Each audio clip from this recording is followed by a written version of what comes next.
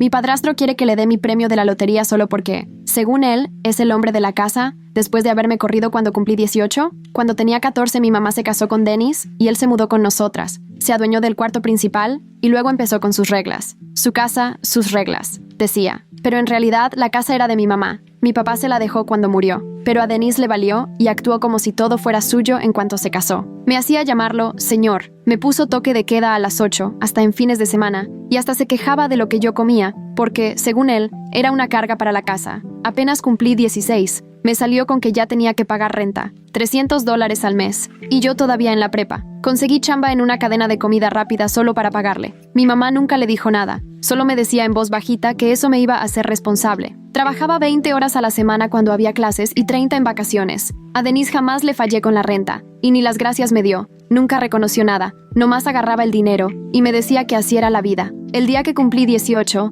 recién graduada, Denise me avisó que tenía 30 días para buscar dónde vivir porque, según él, ya era adulta y necesitaban privacidad, que ya me habían aguantado suficiente de invitada. Mi mamá lloró, pero ni así lo enfrentó. Nomás me ayudó a empacar, y a escondidas me metió $200 en la bolsa. Me fui a rentar un cuarto con una señora grande en otra parte de la ciudad. Trabajé tiempo completo en una bodega, y me metí a la universidad comunitaria en las noches. Jamás les pedí nada ni a Denise ni a mi mamá, ni dinero, ni ayuda, ni consejo. Todo lo aprendí sola, desde hacer mis impuestos, arreglar un coche, hasta cómo hacer rendir el dinero para comer y pagar la escuela. Me llevé 6 años en terminar la carrera y me convertí en contadora. No será glamoroso, pero es un buen trabajo, buen sueldo, prestaciones y chance de crecer. Primero me mudé a mi propio depa, y tiempo después, a mi propio condominio. Armé mi vida completamente aparte de ellos. Solo los veía 2 veces al año, en Acción de Gracias y el cumple de mi mamá. Denise siempre tenía algo que decir sobre mi trabajo, mi coche, mi ropa, que según él ser contadora era aburrido y que hubiera sido mejor meterme a los negocios como él,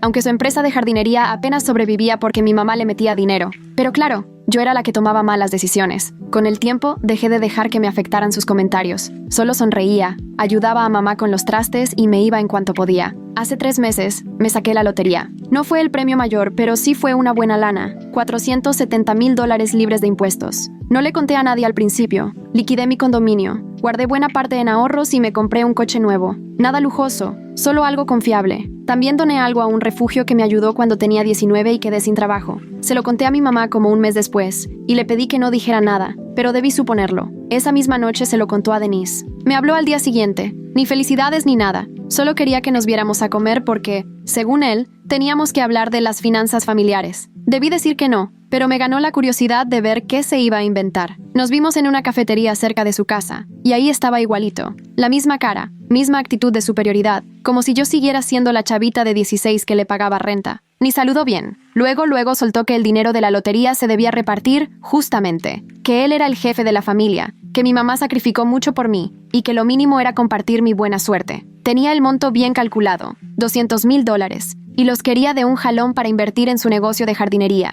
que porque era por el bien de la familia. Le pregunté a qué le llamaba él familia, y según él, éramos él, mi mamá y yo, que éramos un equipo y nos teníamos que apoyar. Le recordé que me echó cuando tenía 18. Me dijo que era para que madurara. Le recordé que nunca me ayudó en la universidad, ni en mi primer depa, ni en nada. Salió con que yo era la que llevaba la cuenta como niña. Cuando vio que no me convencía, se enojó y empezó a decir que era egoísta, que mi mamá estaba avergonzada de que yo fuera tan ambiciosa y que nadie en la familia me iba a respetar si me quedaba con todo el dinero, que él era el hombre de la casa y tenía la última palabra en todo lo financiero. De verdad creía que por estar casado con mi mamá tenía derecho a mi dinero. Lo dejé hablar 10 minutos más. Ya tenía hasta planes. Camioneta nueva para el negocio, vacaciones para él y mi mamá, tal vez un bote. Hablaba como si el dinero ya fuera suyo, y yo solo un problema. Cuando por fin terminó, le dije directo que no le iba a dar ni un peso. Se puso rojo en 2 segundos y empezó a hablar más fuerte, tanto que la gente volteaba a ver. Me gritó que era egoísta y malagradecida, que la familia se cuida, y yo estaba despreciando todo lo que él y mi mamá hicieron por mí. Yo mantuve la calma y le recordé que él fue el que me corrió de la casa, y que desde ese día,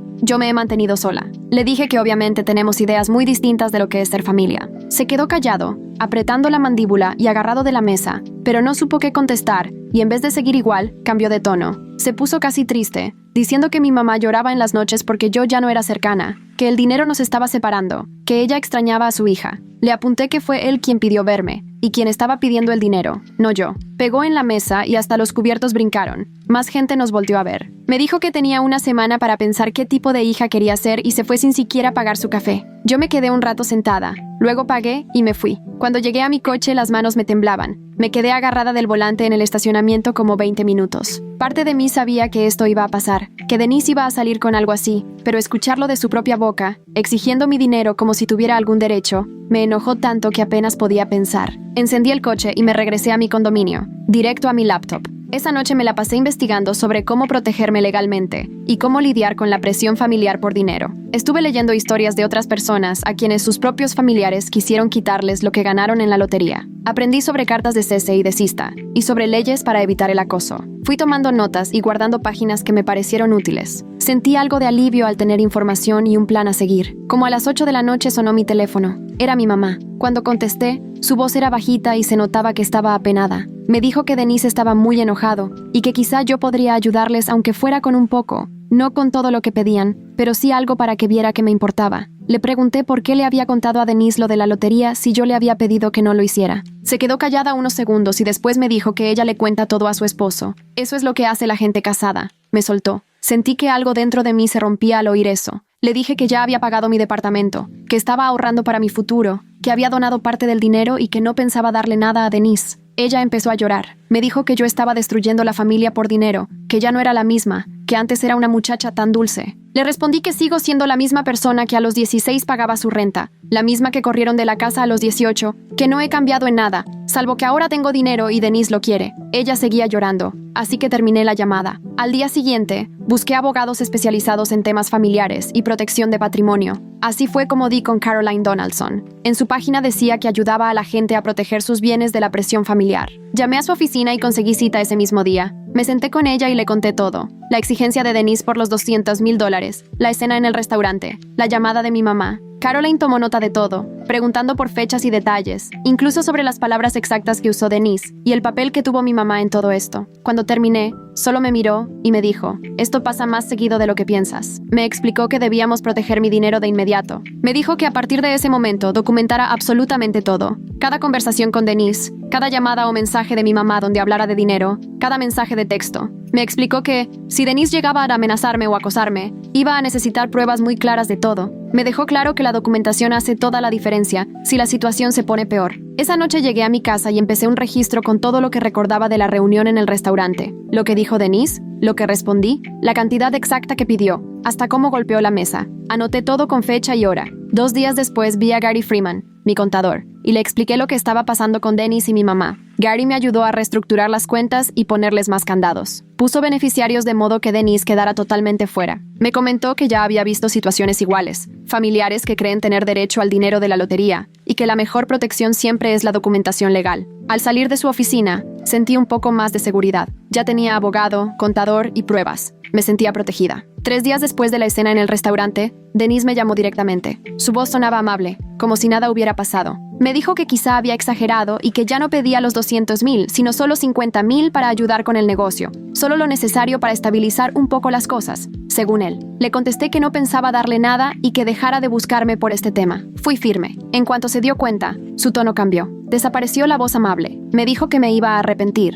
que estaba cometiendo un enorme error y que la familia nunca olvida las traiciones. Iba subiendo el tono con cada frase. Le advertí que no era buena idea amenazarme y que todo lo que decía lo estaba dejando por escrito. Luego le colgué. Me temblaban las manos otra vez, pero no me sentía tan vulnerable como en el restaurante. Ahora tenía abogados, protección y pruebas. Al día siguiente, mi mamá me mandó un mensaje, luego otro y después 3 más seguidos. Al abrirlos, vi párrafos y párrafos donde me contaba lo difícil que estaban las cosas, que el negocio de jardinería perdía dinero cada mes, que Denise trabajaba 14 horas diarias para salir adelante, que llegaba a casa agotado y estresado, y que le dolía verlo así. Decía que quizá, si el negocio recibía una ayudita, solo lo suficiente para pasar el mal rato, todo podría mejorar. Nunca mencionó la palabra dinero ni me pidió nada directamente, pero cada frase era para hacerme sentir culpable, para que imaginara a Denise sufriendo y a mi mamá sufriendo, y que todo era mi culpa por tener dinero y no querer compartirlo. Leí todos los mensajes 2 veces. Luego abrí la cámara del celular y les tomé captura de pantalla. Los guardé en una carpeta que llamé documentación.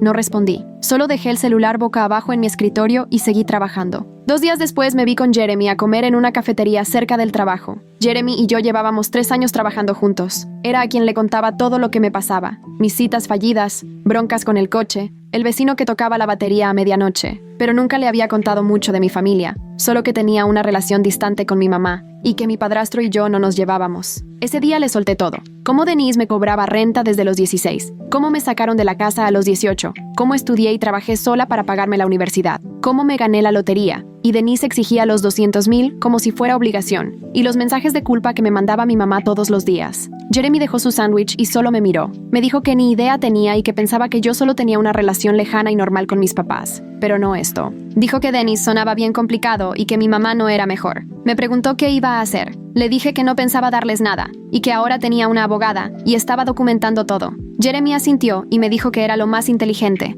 Luego me dijo algo que me hizo sentir menos sola de lo que me había sentido en semanas. Que si Denise volvía a aparecer y yo necesitaba quien me respaldara, él iba. Que no tenía por qué enfrentar esto sola. Le di las gracias y lo dije de verdad. Una semana después de lo del restaurante, estaba en mi escritorio revisando hojas de cálculo cuando sonó el teléfono de la oficina. Era la recepcionista de abajo, y su voz sonaba nerviosa. Me dijeron que mi padrastro estaba abajo en el lobby pidiendo hablar conmigo y sentí como el corazón se me aceleraba. Le pedí a la recepcionista que por favor me repitiera lo que acababa de decir. Me explicó que había un señor llamado Denise diciendo que era mi padrastro y necesitaba hablar conmigo por algo importante. Le contesté que no podía atenderlo y le pedí que le dijera que se fuera. Me dijo que sí y la llamada se quedó en silencio. Me quedé viendo la pantalla de la computadora, pero ni siquiera la estaba viendo de verdad. Las manos me temblaban. Denise se había presentado en mi trabajo. De verdad había entrado como si nada, como si tuviera derecho. Esa desfachatez me llenó de coraje y miedo al mismo tiempo. Pasaron como 5 minutos y volvió a sonar el teléfono. Era la recepcionista otra vez, pero ahora se notaba que ya no sabía ni cómo decírmelo.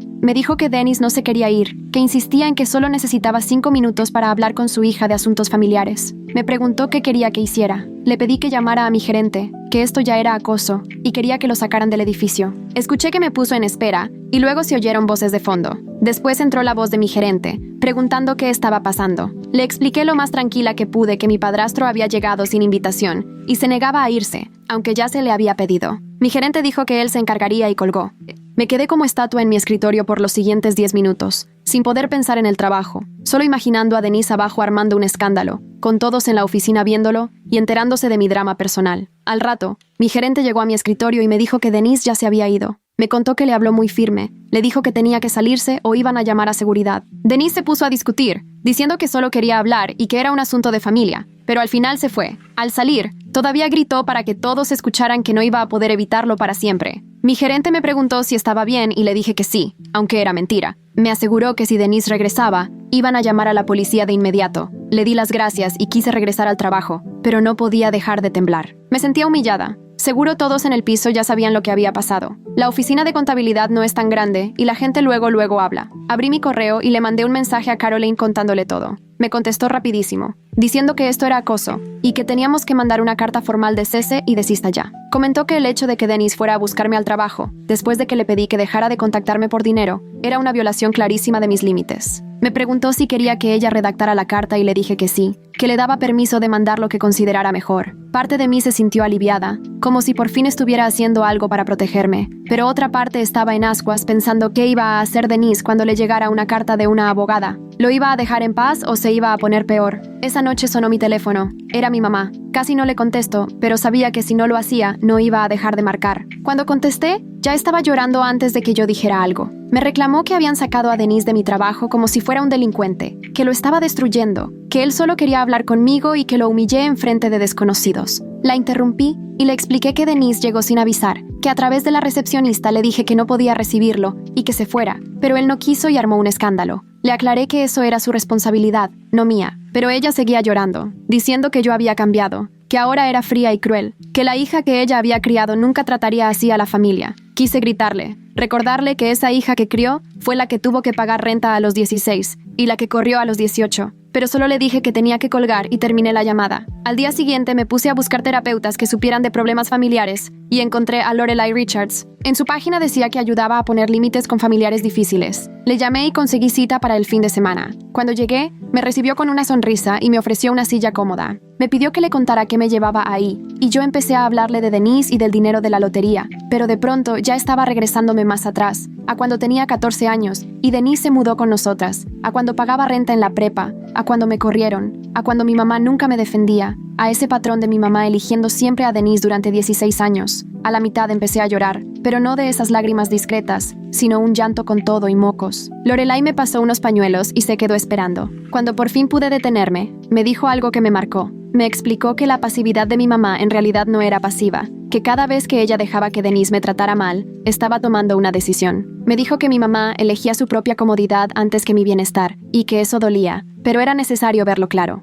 Asentí. Nunca lo había visto de esa forma. Siempre me decía que mi mamá solo era débil o le tenía miedo a Dennis, pero Lorelai tenía razón. Mi mamá estaba decidiendo. Ella lo elegía cada vez. 3 días después, Caroline me llamó para avisarme que la carta de cese y de Sista ya se había mandado por mensajería certificada. Me leyó los puntos clave por teléfono, que Denise tenía que dejar de buscarme por dinero, que no podía presentarse en mi casa ni en mi trabajo, y que cualquier comunicación futura iba a ser solo entre abogados. La carta era súper clara y profesional. Caroline me dijo que Dennis tendría que firmar de recibido para que quedara constancia. Sentí que por fin tenía algo que me protegía, como si hubiera puesto un límite real, pero también me dio tristeza. No debería ser así. Las familias no tendrían por qué necesitar abogados. 2 días después, mi mamá volvió a llamar. Me dijo que Dennis estaba tan afectado por la carta que ni podía funcionar, que estaba deprimido, enojado y se sentía atacado. Me reclamó que yo le estaba rompiendo el corazón y destruyendo su matrimonio, que cómo podía ser tan insensible con el hombre que me había criado. Respiré profundo y le contesté que Dennis no me crió, que él me cobró renta, me corrió y ahora quería mi dinero. Le dije que si su matrimonio estaba en ruinas era porque Denise no soporta que yo ponga límites. Ella volvió a llorar, diciendo que yo estaba destruyendo a la familia. Le contesté que esa familia se rompió hace 16 años, cuando Denise me echó. Me colgó. A la mañana siguiente, mi mamá me mandó un mensaje pidiéndome que fuera a cenar a la casa, que necesitábamos hablar las cosas como familia. Me dijo que Denise había prometido comportarse y que solo querían llegar a un acuerdo con el que todos estuviéramos conformes. Me quedé viendo el mensaje un buen rato. Todo en mí me gritaba que era una pésima idea. En nuestra última sesión, Lorelai me había dicho que no le debía a Denise ninguna otra conversación, que ya había dejado claros mis límites y que ir a esa cena solo le daría otra oportunidad para manipularme. Pero había una parte de mí que quería creerle a mi mamá, que pensaba que tal vez podríamos platicar y entendernos, que todavía tenía la esperanza de que esta vez ella me defendiera. Le contesté que sí iría, solo una cena, para ver si era posible tener una conversación que valiera la pena. Mi mamá contestó rapidísimo con un emoji de corazón y dijo que el sábado a las 6. Apenas le dije que sí, ya me estaba arrepintiendo. El sábado llegó en un abrir y cerrar de ojos. Pasé la mañana revisando mis papeles una y otra vez, asegurándome de no olvidar nada. Estados de cuenta, la carta de cese y de Sista, la tarjeta de Caroline, capturas de pantalla de los mensajes. Me sentía como si fuera a un juicio en vez de a cenar con mi mamá. Por ahí del mediodía le mandé un mensaje a Jeremy para contarle el plan. Me dijo que si algo se ponía feo, lo llamara y él iba por mí en su coche. Saber que tenía a alguien de mi lado ayudaba a que todo se sintiera menos pesado. Llegué a casa de mi mamá poco antes de las 6. Me estacioné en la calle en lugar de meterme a la cochera, para poder salir rápido si era necesario. La casa seguía igual que siempre. El mismo color beige, los mismos jardines impecables que mi mamá cuidaba con tanto esmero, la misma puerta por la que había pasado miles de veces de niña. Pero en cuanto me acerqué, me sentí otra vez como una adolescente, chiquita, indefensa, esperando que Denise me dijera en qué me había equivocado. Toqué la puerta en vez de usar mi vieja llave. Mi mamá abrió enseguida, con una sonrisa como si nomás por aparecerme le hubiera hecho el día. Me abrazó fuerte y pude oler su perfume de siempre, el que lleva usando toda la vida. Me pasó al comedor y vi a Denise sentado en la cabecera, en la silla que antes era de mi papá, como si desde hace 16 años esa casa fuera suya. Mi mamá había puesto la mesa con los platos especiales, los que solo salían en ocasiones importantes, y ya había comida servida, pollo al horno, puré de papa, ejotes. Sus manos temblaban tantito cuando me indicó dónde sentarme. Busqué el lugar más lejos de Denise. Él solo me asintió con la cabeza. No se levantó ni me saludó de mano. Se hizo un silencio tenso mientras mi mamá sacaba los panecillos y servía agua. Se movía acelerada, como si quisiera tapar el silencio con el ruido de los platos. Denise me pidió que le pasara el puré. Se lo pasé. Me preguntó por el trabajo. Le dije que bien. Preguntó si mi departamento necesitaba algo. Le dije que no. Mi mamá no dejaba de ofrecerme comida, sirviéndome de todo como si siguiera siendo una adolescente de estómago infinito. Me preguntó por mi carro, por los vecinos, si estaba durmiendo bien. Plática forzada que se sentía como caminar sobre vidrios. Cada pregunta venía cargada, como si todos estuviéramos esperando el momento en que saliera el verdadero tema. Denise comía despacio, cortando el pollo en pedacitos exactos, y hasta le echó flores a la comida de mi mamá. Comentó que el negocio de jardinería ya tenía nuevos clientes. Habló del clima. Todo parecía normal, pero debajo de todo yo sentía la tensión. La sonrisa de mi mamá era demasiado fingida y la voz de Denise demasiado calmada. Apenas probé la comida. Cuando terminamos, mi mamá empezó a recoger los platos y Denise se recargó en la silla, carraspeando. Dijo que quería disculparse por cómo se portó en el restaurante y en mi trabajo, que el negocio había estado muy mal y el estrés lo rebasó, que entendía que yo ya tenía mi vida y lo respetaba. Pero todo sonaba tan ensayado, como si hubiera memorizado lo que tenía que decir. Mi mamá lo animaba desde la puerta de la cocina, asintiendo. Le agradecí la disculpa y esperé, porque sabía que todavía faltaba lo más fuerte. Denise juntó las manos sobre la mesa y dijo que, aunque entendía mi postura, la familia estaba para ayudarse en tiempos difíciles, que lo había estado pensando y que ya no estaba pidiendo lo de antes, que con $25,000 era suficiente, solo lo necesario para sacar adelante el negocio y no perderlo todo. Mi mamá regresó a la mesa y se metió a la conversación, diciendo que no era un asunto de orgullo de Denise, sino de seguridad para los dos, que ese negocio los mantenía y que si tronaba, ella también se iba a ver afectada. Me preguntó si de verdad no quería protegerla. Sentí cómo me volvía a llenar esa culpa de siempre, esa sensación de que yo era responsable de la felicidad de mi mamá, pero la aguanté. Les recordé que hace años, cuando conseguí mi primer trabajo de contadora y tenía mis ahorros, le ofrecí a mi mamá ayudarla directamente, y ella no quiso porque Denise dijo que no necesitaba nada. Les dejé claro que ahora no iba a darles dinero, menos para un negocio que Denise mismo echó a perder. La cara de Denise cambió por completo, apretó la quijada y se agarró fuerte de la mesa. Mi mamá estaba al borde de las lágrimas. Dijo que esto era diferente, que antes no estaban tan mal. Denise me dijo que estaba siendo irracional, que $25,000 no eran nada para mí, que ni me iba a afectar, que estaba eligiendo el dinero sobre la familia, y entonces soltó algo que me dejó helada. Eres igual que tu papá, fría y egoísta con el dinero. Sabía perfectamente que era un golpe bajo. Mi papá le dejó la casa a mi mamá justo para protegerla, para que nunca le faltara un techo, y Denise ha vivido ahí 16 años sin pagar renta, como si fuera el dueño. Me levanté y dije que hasta aquí la cena, que ya no iba a hablar de dinero con ellos. Mi mamá me agarró del brazo, casi desgarrándome la manga, y me suplicó que no me fuera enojada. Me decía que éramos familia y que podíamos arreglarlo si seguíamos hablando. Denise también se paró y dijo que si salía por esa puerta, estaba escogiendo ser una extraña para la familia, que me iba a arrepentir de darles la espalda. Me solté del agarre de mi mamá y le dije a Denise que yo he sido una extraña desde que él me corrió de la casa a los 18, que llevo 12 años resolviendo mi vida sola. Caminé directo a la puerta y mi mamá iba detrás de mí, todavía rogando. Me fui sin mirar atrás. Me quedé sentada en el coche por 10 minutos antes de poder arrancar, con las manos temblorosas aferradas al volante. Las siguientes 2 semanas, mi celular fue un verdadero campo de batalla. Un martes en la tarde, mi tía me marcó y me dijo que se había enterado de que había ganado dinero y que no podía creer que no quisiera ayudar a mi mamá justo cuando más me necesitaba. Según ella, la familia siempre tiene que estar unida. Me lo dijo de una forma que me hizo sentir como si estuviera dejando a mi mamá a su suerte a propósito, como si fuera una malagradecida. 3 días después, mi primo me mandó mensaje preguntando si era cierto eso de que estaba dejando que Denise perdiera su negocio solo por coraje. Me dijo que siempre pensó que yo era alguien diferente. La amiga de mi mamá también me llamó para ver si podía hacer algo y ayudarme a entrar en razón. Con cada llamada, se hacía más obvio que Denise andaba contando solo su versión. A todos les decía que yo era codiciosa y sin corazón, pero convenientemente se le olvidaba mencionar que me corrió de la casa, que me cobró renta desde que era adolescente, que fue a buscarme hasta mi trabajo. Decidí hablar directamente con mi tía y le devolví la llamada para contarle todo. Le platiqué que desde los 16 ya pagaba renta, que me corrieron 2 semanas después de graduarme, que estudié y trabajé para pagar la universidad sin ayuda de nadie, que Denise me estaba exigiendo $200,000. Se quedó callada un buen rato y, cuando por fin habló, su tono era otro. Me dijo que no sabía nada de eso y que Denise le había hecho creer que yo era egoísta porque tenía dinero de la nada y que siempre me habían apoyado. Le pedí que por favor contara la verdadera historia a los demás familiares que me estaban buscando. Me prometió que lo haría. Después de eso, algunos familiares sí me pidieron disculpas al saber todo. Mi primo volvió a llamarme y me dijo que lamentaba haberme juzgado sin saber. La amiga de mi mamá también me mandó mensaje y me dijo que ya entendía por qué había puesto límites. Pero otros, de todos modos, se pusieron del lado de Denise. Mi tío dijo que la familia está para apoyarse aunque haya broncas. Otra tía que yo debía ser la madura y dejar atrás los rencores. Hubo primos que de plano ya ni me contestaron los mensajes. Me dolió,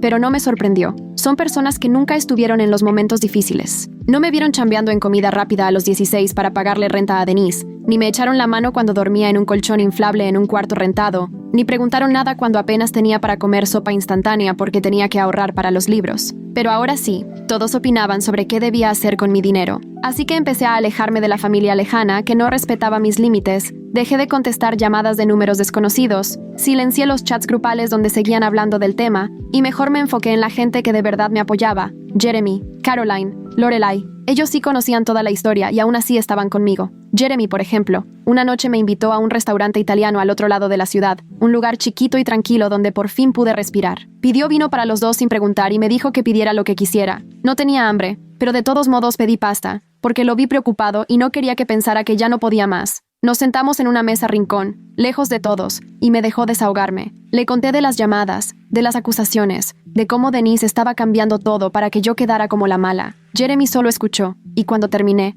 me dijo algo que me hizo llorar ahí mismo. Me recordó que sobreviví a que me corrieran de la casa a los 18, que salí adelante con solo $200 y un cuarto rentado, que mientras estudiaba la universidad, me mantuve sola durante 6 años, que armé mi carrera, compré mi depa, y logré una vida estable. Me dijo que lo de la lotería fue pura suerte, y que no le debía ni un peso a Denise, que él nunca me apoyó ni para estudiar, ni cuando me mudé, ni siquiera estuvo cuando me gradué. Me dijo que tenía que dejar de cargar culpas que no me corresponden. Oírlo desde fuera me ayudó mucho más de lo que él se imagina, porque cuando estás metida en un rollo familiar así, es casi imposible ver las cosas con claridad. Ese día regresé a mi casa sintiéndome más fuerte, como si tal vez no fuera la persona horrible que Denise decía que era. Pasó un mes después de aquella cena y todo se calmó, demasiado. Debí imaginar que Denise no iba a dejar las cosas así, pero una parte de mí quería creer que ya se había rendido, hasta que un día sonó mi celular desde un número desconocido, y casi no contesto. Del otro lado, un hombre se presentó como Nathaniel Crouch y dijo que era socio de Denise en el negocio de jardinería. Me pidió una disculpa por buscarme así de la nada, pero dijo que estaba preocupado tanto por Denise como por mi mamá. En cuanto lo oí, sentí un nudo en el estómago porque los socios de negocios no suelen llamar a la familia si no es por algo serio. Nathaniel me explicó que Denise había estado tomando dinero de las cuentas personales de mi mamá para cubrir los gastos del negocio, que la empresa estaba perdiendo dinero cada mes, y Denise solo prometía que todo iba a mejorar, pero nunca pasaba nada. Me dijo que él vio los estados de cuenta porque Denise necesitaba que firmara unos papeles, y que los números estaban fatal, de verdad mal. Los ahorros de mi mamá se estaban yendo en un negocio que ya ni funcionaba, y que probablemente ni siquiera ella sabía cuánto dinero había perdido ya. Nathaniel parecía muy estresado, y me dijo que él quería salirse de la sociedad porque Denise estaba tomando decisiones cada vez más irresponsables, y no se quería meter en problemas legales cuando todo tronara. Dijo que Denise estaba desesperado, y que la gente desesperada a veces hace tonterías. Quería que yo supiera que mi mamá podía quedar en un problema económico serio por culpa de Denise. No me pidió dinero ni que me metiera, solo dijo que la familia tenía derecho a saber lo que estaba pasando realmente. Le agradecí la llamada y le dije que me ayudaba mucho que me avisara. En cuanto colgué, marqué a Caroline. Me contestó rapidísimo y le conté todo lo que me había dicho Nathaniel. Caroline se quedó en silencio un rato y luego me preguntó por la casa de mi mamá, la que le dejó mi papá. Le expliqué que mi mamá es la única dueña, que la casa ya no tiene hipoteca porque mi papá la pagó antes de morir. Caroline me dijo que eso era bueno, porque entonces Denise no podía meter la casa como garantía sin que mi mamá firmara, pero que seguro la estaba presionando para que hiciera justo eso. Caroline me sugirió que checara los registros de la propiedad en internet para ver si había alguna deuda relacionada con la casa. Ella me fue explicando cómo acceder a los documentos públicos, así que me la pasé la tarde revisando papeles legales que apenas y entendía. Todo parecía estar en orden. La transferencia original de la casa de mi papá a mi mamá y los papeles de impuestos. Pero de repente encontré un documento con fecha de hace apenas 2 semanas. Denise había intentado sacar una línea de crédito usando la casa de mi mamá como garantía. La solicitud ya estaba ahí, pidiendo $75,000 y poniendo la propiedad como aval. Me empezaron a temblar las manos al leer los detalles. En la solicitud estaban tanto Denise como mi mamá,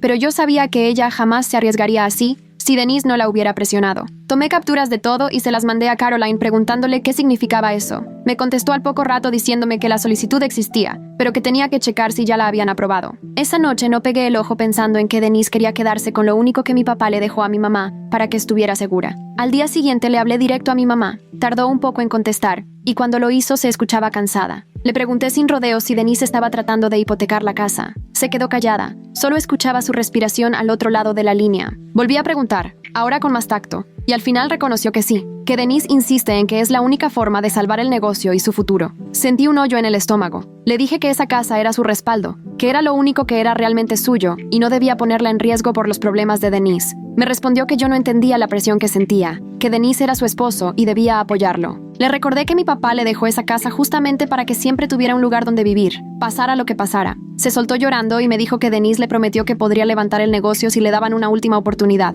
Le pregunté si ya había firmado los papeles y me dijo que sí, pero que el banco no había dado respuesta. Sentí que se me caía el mundo encima porque ya había aceptado arriesgarlo todo. Traté de mantener la calma, respiré hondo y le propuse pagarle una cita con un asesor financiero independiente, alguien que viera realmente su situación sin que Denise se metiera. Le expliqué que necesitaba ver los números reales, saber cuánto dinero se había perdido y hasta dónde llegaba el riesgo. Ella se negó en seco, diciendo que eso sería traicionar a Denise y que confiaba en él para las decisiones de dinero. No podía creer lo que escuchaba. Le pregunté cómo iba a ser traición querer protegerse, y me dijo que yo nada más quería meterme entre ella y su esposo. Le aclaré que mi única intención era ayudarla a conservar la casa que le dejó mi papá, pero ella insistió en que yo no entendía lo que era el matrimonio ni el compromiso. Discutimos lo mismo como 20 minutos hasta que mejor me rendí. Le dije que si cambiaba de opinión ahí estaba mi apoyo y colgué antes de decir algo de lo que pudiera arrepentirme. Me quedé destrozada porque prefería arriesgarlo todo con Denise que cuidar lo que era suyo. 2 días después tenía cita con mi terapeuta, Lorelai, y apenas me senté en su sillón me solté llorando. Le conté todo lo de la casa, la hipoteca y cómo mi mamá no quería ayuda.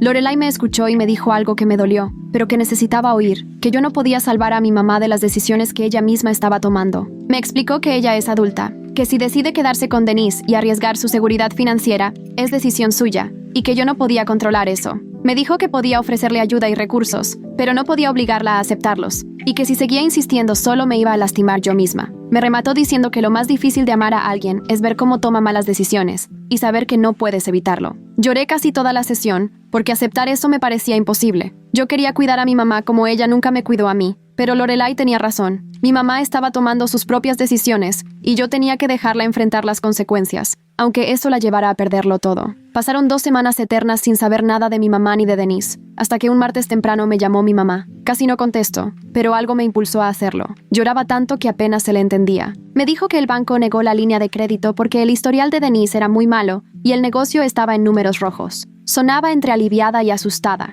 Me confesó que, en el fondo, agradecía que el banco dijera que no, porque le daba miedo perder la casa, pero ahora le asustaba la reacción de Denise. Le pregunté con mucho cuidado si había considerado si era seguro seguir con alguien que estaba dispuesto a poner en riesgo su casa. Se puso a la defensiva de inmediato, diciendo que yo estaba exagerando todo, que Denise solo quería salvar su futuro y que yo lo hacía ver como el malo. Traté de explicarle que alguien que la quiere no la presionaría para hipotecar la casa que le dejó mi papá, pero me interrumpió diciendo que yo no entendía su matrimonio, y colgó. 10 minutos después volvió a sonar mi celular. Era el número de mi mamá, pero esta vez contestó Denise. Hablaba furioso, rápido y cortante, y me acusó de haber envenenado al banco en su contra, que había saboteado su negocio y quería destruir su matrimonio. Le dije que yo no tenía nada que ver con la decisión del banco, que su propio historial financiero fue el que le cerró la puerta. Me llamó mentirosa y juró que seguro contacté al banco para pedirles que no le dieran el préstamo. Le expliqué que así no funcionan los bancos y le pedí que dejara de buscarme. Siguió gritándome que yo estaba arruinando todo y que iba a pagar por lo que le hice. Le repetí que no tenía nada que ver con el banco y que dejara de culparme por sus propios problemas. Me advirtió que esto no se quedaría así y colgó. Pero antes de hacerlo, Denise soltó algo que me dejó helada. Dijo que planeaba demandarme por lo que él llamó contribución familiar, alegando que porque me dio casa de los 14 a los 18 años, ahora que tengo dinero le debo una compensación. Afirmó que tiene recibos y registros de todo lo que gastó en mí y que iba a exigirme que le pagara todo, con intereses. La idea de que Denise pudiera demandarme era completamente absurda, pero el tono tan serio con el que habló sí me asustó. Le respondí que podía intentarlo, aunque estaba segura de que ningún abogado aceptaría algo así. Me contestó que pronto me contactaría su abogado y colgó. Me temblaban las manos cuando abrí la grabadora de voz del celular y vi que había quedado registrada toda la llamada. De inmediato, le mandé el audio a Caroline junto con un mensaje preguntándole si lo que Denise decía tenía alguna base legal. Caroline me regresó la llamada en menos de 1 hora y me dijo que teníamos que hablar sobre qué hacer porque Denise estaba llevando el asunto a un nivel peligroso. 20 minutos después, volvió a llamarme para decirme que ya había escuchado la grabación. Se quedó callada unos segundos antes de explicarme que Denise no tenía absolutamente ningún derecho legal sobre mi dinero de la lotería y que todo era un intento de intimidarme, sin pies ni cabeza. Aclaró que aunque hubiera sido mi tutor legal, que ni siquiera lo era, porque mi mamá tenía la custodia total, no podía reclamar ningún tipo de compensación por haberme criado, y mucho menos años después. Incluso la renta que me cobró cuando era menor ya era bastante cuestionable, así que el querer usar eso de pretexto para exigirme dinero ahora era ridículo. De todas formas, me advirtió que las amenazas había que tomarlas en serio, porque uno nunca sabe de lo que es capaz una persona desesperada. Me recomendó responderle formalmente a través de su despacho, para detener cualquier intento de demanda antes de que empezara. Me dijo que iba a redactar una carta explicando con claridad por qué Denise no tenía ningún derecho, y advirtiendo que si se atrevía a demandarme sin fundamentos, lo iban a contrademandar por acoso, y le cobrarían los honorarios legales. Le di luz verde para enviar la carta de inmediato. 2 días después, la mandaron por mensajería certificada, así que había prueba de que Denise la recibió. Caroline me mandó copia y la leí 3 veces, sintiéndome más aliviada cada vez. La carta era directa y contundente, dejando clarísimo que Denise no tenía ningún derecho sobre mi dinero. Hacía referencia a la grabación de su amenaza, documentaba el patrón de acoso, incluyendo cuando fue a buscarme al trabajo, y dejaba establecido que cualquier acción legal iba a tener respuesta inmediata y agresiva, con contrademandas incluidas. Al final, la carta exigía que Denise dejara de contactarme por temas de dinero o se enfrentarían a consecuencias legales más graves. La semana siguiente, después de que Denise recibió la carta, todo fue silencio. No recibí llamadas, ni visitas, ni mensajes a través de mi mamá. Empecé a pensar que tal vez sí había surtido efecto la amenaza legal. Pero entonces mi celular empezó a vibrar con mensajes de mi mamá. El primero decía que yo había convertido todo en un pleito legal cuando deberíamos arreglarlo como familia. El segundo se quejaba de que la familia no debería necesitar abogados para comunicarse. El tercero soltaba que mi papá estaría muy decepcionado de ver cómo estaba tratando a quienes me criaron. Cada mensaje me caía como balde de agua fría, aunque bien sabía que estaba repitiendo palabra por palabra lo que Denise quería que dijera. Sentí ganas de contestar, de explicarle que Denise fue el que empezó con todo esto, exigiéndome dinero y amenazando con demandarme. Pero gracias a la terapia con Lorelai, ya sabía que responder solo iba a alimentar la rueda de manipulación. Cualquier cosa que yo dijera, mi mamá se la iba a llevar a Denise, él la iba a retorcer, y luego ella volvería con más culpa y presión. Así que no respondí ninguno de los mensajes. Solo les tomé captura de pantalla para tenerlos guardados, y traté de ignorar cuánto me dolían. Me refugié en el trabajo,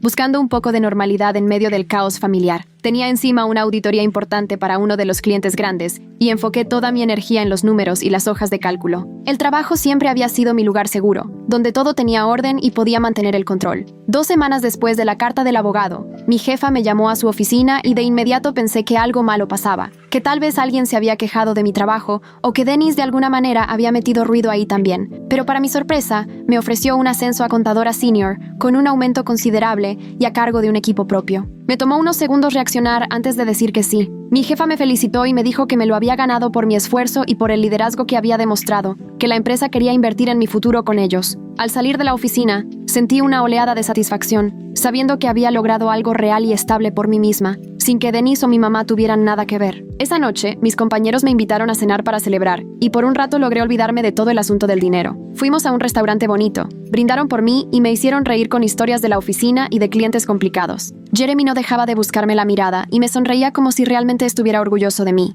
Y fue ahí cuando me cayó el 20 de que sí tenía gente a mi alrededor que celebraba mis logros sin esperar nada a cambio. Al día siguiente, me reuní con Gary para ver cómo podía planear mi futuro financiero, ya con el dinero de la lotería y el aumento de sueldo. Él me sugirió poner un fideicomiso y cuentas de inversión para que mi patrimonio estuviera protegido, incluso si a Denise se le ocurría encontrar un abogado dispuesto a demandarme sin razón. Estuvimos 2 horas revisando opciones y al final firmé para crear un fideicomiso revocable en vida, donde yo era la única beneficiaria y la única que podía tomar decisiones. Gary me explicó que esto me daba protección legal y beneficios fiscales, y que siempre mantendría el control total de mis fondos. Me ayudó también a diversificar mis inversiones en diferentes cuentas y activos, para no tener todo en una sola cuenta de ahorro. Al cerrar todo, sentí que por fin tenía una verdadera barrera de protección alrededor de lo que había logrado. Gary me dijo que, aunque Denise se animara a demandar, cosa poco probable, porque nadie sensato tomaría ese caso, ya estaba cubierta y mi dinero era intocable. Salí de la oficina sintiéndome más segura que en mucho tiempo, como si al fin hubiera construido muros lo suficientemente sólidos para mantener a Denise fuera de mi vida. 3 días después, el portero de mi edificio me habló por el interfono. Se notaba incómodo al decirme que mi padrastro estaba abajo, queriendo pasar.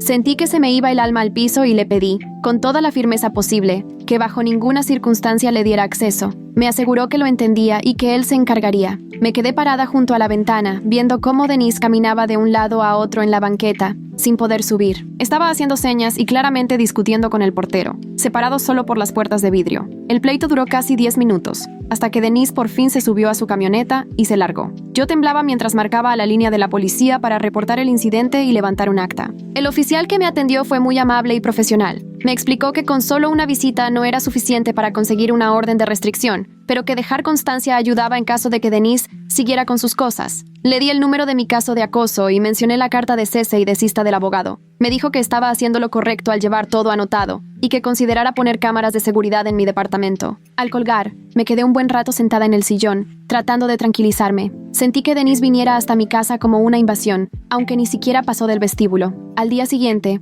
Caroline me llamó después de que le mandé un correo contándole todo. Me dijo: Denise claramente no está respetando tus límites, y sugirió que intentáramos una última opción antes de buscar una orden de restricción: organizar una mediación con un profesional, donde Denise, mi mamá y yo pudiéramos hablar con alguien neutral como testigo. Decía que eso quizá podría ayudar a cerrar el tema, o por lo menos dejarle claro a Denise cuáles eran las reglas, sin posibilidad de hacerse el desentendido. Yo la verdad tenía mis dudas, porque no creía que Denise fuera capaz de tener una conversación razonable, pero Caroline insistió en que a veces tener a un profesional de testigo hace que ya no se pueda ocultar lo absurdo del comportamiento de alguien. Acepté, en parte porque pensé que tal vez así mi mamá vería las cosas más claras, si alguien ajeno le decía lo ilógico que era Denise. Caroline lo arregló para la semana siguiente, en un centro de mediación en el centro. El jueves de la cita, llegué 15 minutos antes y me senté en la sala de espera, intentando que no me temblaran tanto las manos. Mi mamá llegó después, cansada y nerviosa. Me sonrió poquito, triste, pero ni intentó abrazarme ni platicar. Al rato llegó Denise. Traía una carpeta manila bastante gorda y se veía muy serio, como decidido a ganar.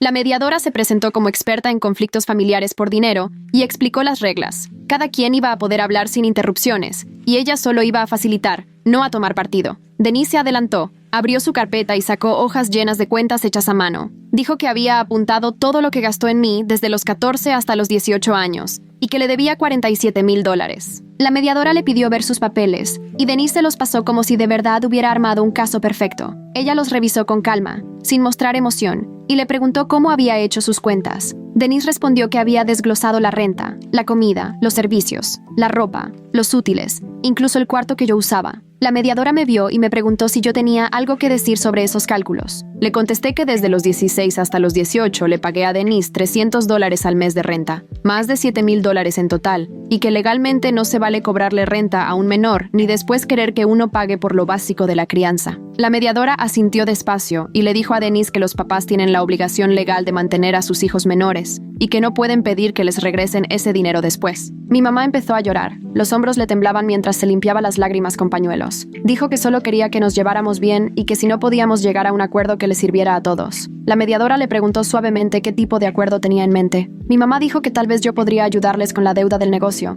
no el dineral que pedía Denise, pero algo, solo para demostrar que me importaba. Respiré profundo y lo dije lo más tranquila que pude, que ya había sido suficiente con seguir en contacto después de que me corrieron a los 18, que toda mi vida adulta la había hecho sin ayuda, y que no tenía por qué rescatar el negocio fallido de Denise solo porque me saqué la lotería. La mediadora volteó a ver a Denise y le preguntó directo qué esperaba conseguir con esa sesión. Denise se inclinó y contestó que lo único que quería era justicia, que la familia debe ayudarse, y que yo tenía más dinero del que necesitaba mientras ellos estaban batallando. La mediadora le pidió que dijera exactamente qué consideraba justo. Denise dijo que sería justo que yo reconociera que él y mi mamá se habían sacrificado por mí, y que les debía por eso. Sentí que se me rompía algo por dentro, después de tantos años de aguantarme y quedarme callada. Le solté a Denise que lo justo hubiera sido que no me cobrara renta a los 16 mientras trabajaba y seguía en la prepa, que lo justo hubiera sido que no me corrieran con solo 30 días de aviso, que lo justo hubiera sido que no me exigiera $200,000 de mi premio de lotería, como si tuviera algún derecho sobre ese dinero, que lo justo hubiera sido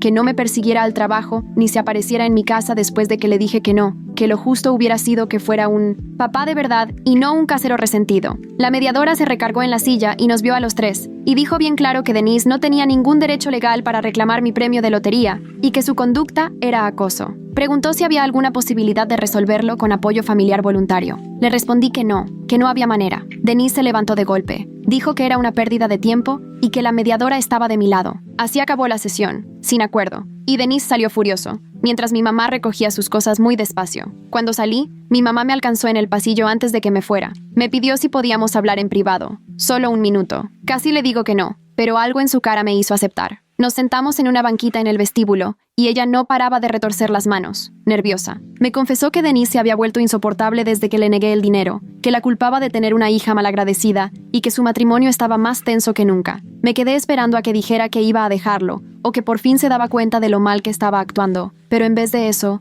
solo comentó que ya no sabía qué hacer. Me contó que Denise estaba de mal humor todo el tiempo y que ella ya estaba harta de sentirse atrapada entre los dos. Le dije con calma que en realidad no estaba atrapada, que ella era quien estaba decidiendo quedarse con alguien que acosaba a su propia hija y que quería quitarme el dinero que me había ganado casi de milagro. Cuando escuchó la palabra quitar, se estremeció, pero no me contradijo. Solo dijo que el matrimonio era complicado y que yo no entendía todo lo que pasaba. Le respondí que entendía lo suficiente como para saber que estaba anteponiendo la comodidad de Denise a mi seguridad y a mi bienestar, igual que cuando yo era niña. Se volvió a poner a llorar y dijo que ojalá todo fuera diferente, pero que no sabía cómo arreglar nada de esto. Me paré y le dije que la quería, pero que no podía seguir teniendo la misma plática donde reconocía el problema pero no cambiaba nada. Asintió, se limpió las lágrimas y yo me fui, sabiendo que en el fondo nada había cambiado. Regresé a mi casa manejando como si estuviera en piloto automático después de la mediación. No dejaba de darle vueltas en la cabeza a la confesión de mi mamá, esa donde decía que Denise le hacía la vida imposible, pero igual no pensaba mover un dedo para cambiarlo. Cuando llegué al departamento,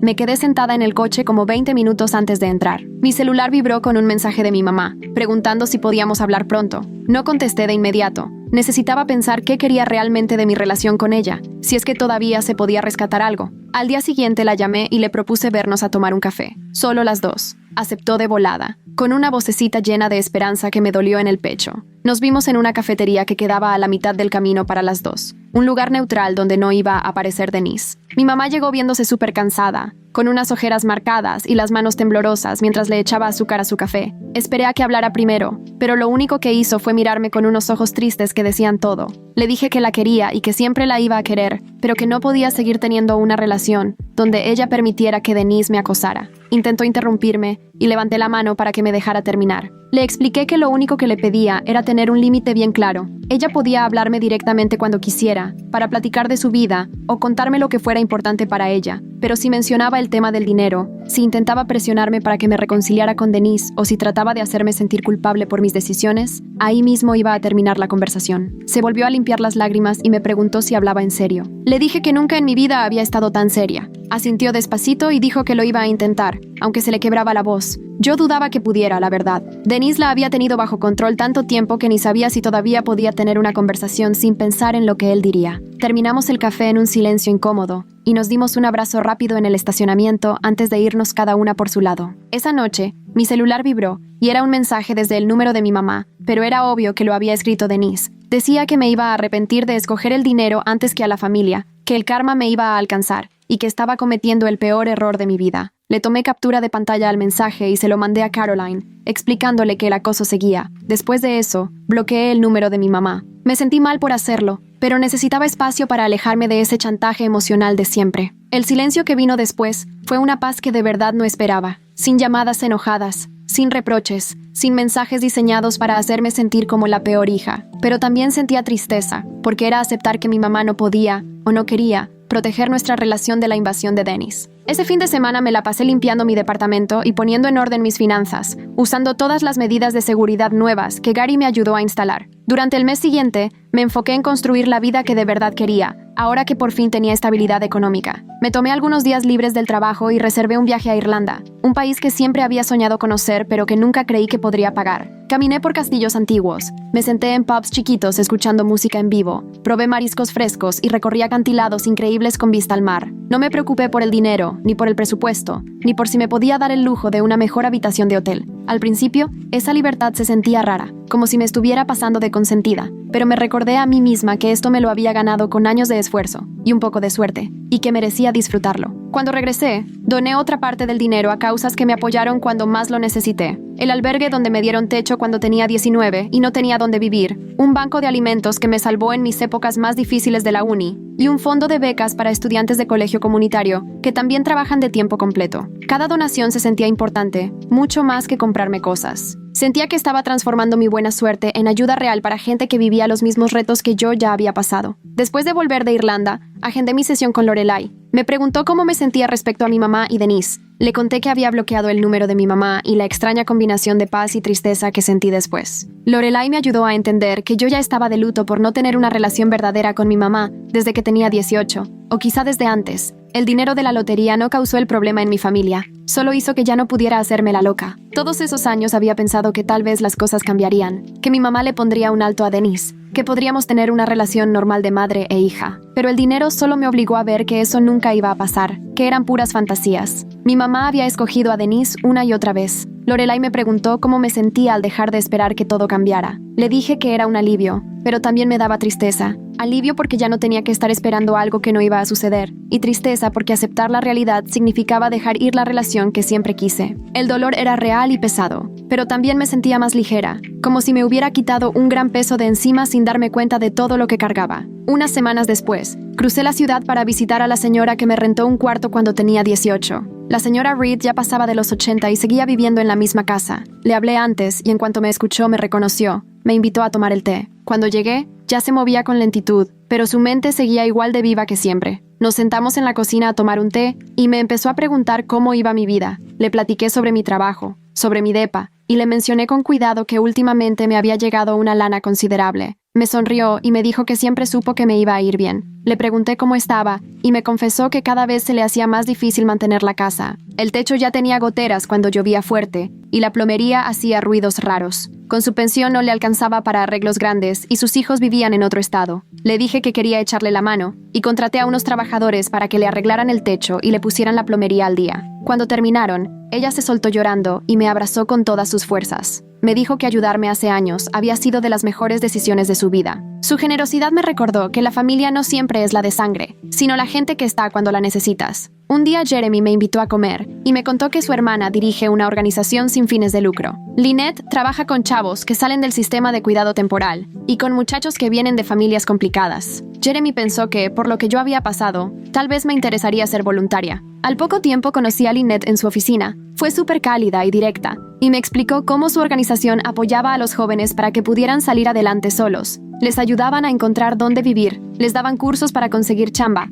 clases de educación financiera y también apoyo emocional. Le conté que a mí me habían corrido de mi casa a los 18 y que tuve que trabajar para pagarme la universidad. Ella me dijo que mis conocimientos de contabilidad podrían servirles para llevar sus cuentas y que mi experiencia podía ser útil para orientar a los chavos que atendían. Empecé a ir 2 tardes a la semana como voluntaria. Ayudé a poner en orden sus sistemas financieros y participé en juntas de presupuesto. Pero lo mejor de todo era convivir con los jóvenes en persona. Chavos que sus papás habían corrido de la casa por no aceptarlos. Adolescentes que se las ingeniaban para mantenerse solos mientras acababan la prepa. Jóvenes que seguían estudiando la universidad mientras chambearan a tiempo completo y pagaban renta. Sus historias me recordaban mucho a lo que yo viví. Les eché la mano haciendo presupuestos y llenando solicitudes de beca. Les platiqué cómo manejar broncas familiares y cómo poner límites. Ayudarlos me dio un propósito más allá de mi propia estabilidad. Todo lo que yo había pasado empezó a tener sentido porque podía servirle a alguien más. 3 meses después de la mediación, un día me entró una llamada de un número que no conocía. Casi no contesto, pero algo me hizo hacerlo. Era mi mamá, llamando desde un celular nuevo. Se escuchaba cansada, pero más tranquila que en mucho tiempo. No mencionó ni a Denise ni el dinero. Me preguntó cómo estaba y me contó de su jardín, que este año los jitomates iban muy bien, pero que las ardillas no dejaban en paz las fresas. Platicamos 20 minutos de cosas normales, su club de lectura, mi viaje a Irlanda, cómo estaba el clima. Era la primera vez en meses que teníamos una conversación como antes, y la verdad sentí un poco de esperanza, aunque sin confiarme del todo. Antes de colgar, mi mamá mencionó que había empezado a ir con una terapeuta, que todo el estrés de los últimos meses la había rebasado y necesitaba ayuda para entender lo que le estaba pasando. No pidió disculpas por sus decisiones, ni reconoció del todo lo de Dennis, pero parecía que por fin estaba cayendo en cuenta de que algo andaba mal y que no podía seguir así. La animé a seguir en terapia, pero sin presionarla. Sabía que tenía que llegar sola a sus conclusiones, a su propio paso. No podía obligarla a ver lo que todavía no estaba lista para ver. Después me reuní con Lynette para platicarle un proyecto más grande que traía en mente. Quería invertir buena parte del dinero de la lotería en un programa de becas para estudiantes que vienen de familias con problemas. Podríamos aliarnos con su organización para identificar a chavos que, igual que yo, se estuvieran pagando solos la escuela. El fondo cubriría lo básico: libros, materiales, inscripciones, hasta fondos para emergencias. A Lynette le brillaron los ojos cuando le expliqué. Me dijo que eso podía cambiarle la vida a muchos chicos, que tenían las ganas y el talento para la universidad, pero lo único que les faltaba era apoyo económico. Nos pasamos semanas armando el programa y todo el proceso para aplicar. Hacer esto se sentía correcto de una forma que nada antes lo había hecho. Ahora mi buena suerte se iba a convertir en una oportunidad real para chavos que estaban pasando por lo mismo que yo alguna vez viví. 4 meses después, Nathaniel me marcó un martes en la tarde, justo cuando estaba revisando declaraciones de impuestos en el trabajo. Se le notaba el alivio, pero también la pena. El negocio de jardinería de Dennis había declarado oficialmente la bancarrota esa misma mañana. Nathaniel había salido de la sociedad 2 meses antes, cuando vio venir el desastre. Me quería avisar para que revisara lo de la casa de mi mamá. Me contó que, de tan desesperado, Dennis hasta quiso convencerlo de hipotecar su propia casa con tal de salvar el negocio. Le agradecí el aviso y en cuanto colgué le hablé a Caroline, que me ayudó a checar de inmediato los registros de propiedad del condado en línea. La casa seguía a nombre de mi mamá, sin deudas, sin hipotecas, sin reclamos encima. Dennis lo intentó, pero no pudo usarla como aval. Sentí una mezcla de alivio y tristeza al saber que el único patrimonio real de mi mamá estaba a salvo. Aunque su vida con Dennis seguro se iba a poner más difícil. 3 días después, mi mamá me llamó. Su voz se oía bajita y nerviosa, pero no me estaba pidiendo dinero. Solo quería hablar con alguien que entendiera lo que es perder un negocio. Ahora Dennis estaba de malas todo el tiempo y culpaba a todos menos a sí mismo. Ella estaba preocupada por cómo iban a pagar las cuentas y si podrían seguir en la casa aunque ya estuviera liquidada. La escuché sin ofrecerle soluciones ni dinero. Cuando guardó silencio, le recordé con suavidad que tenía opciones. Era dueña total de la casa y podía dejar a Denise y quedarse con lo único que mi papá le había dejado para protegerla. Se quedó callada un rato y luego dijo que todavía no estaba lista para pensar en eso. Le dije que lo entendía, pero que la opción ahí estaba, para cuando ella quisiera. Platicamos unos minutos más de cosas sin importancia antes de que me dijera que tenía que colgar. Al menos ya lo había dicho claramente. Al menos,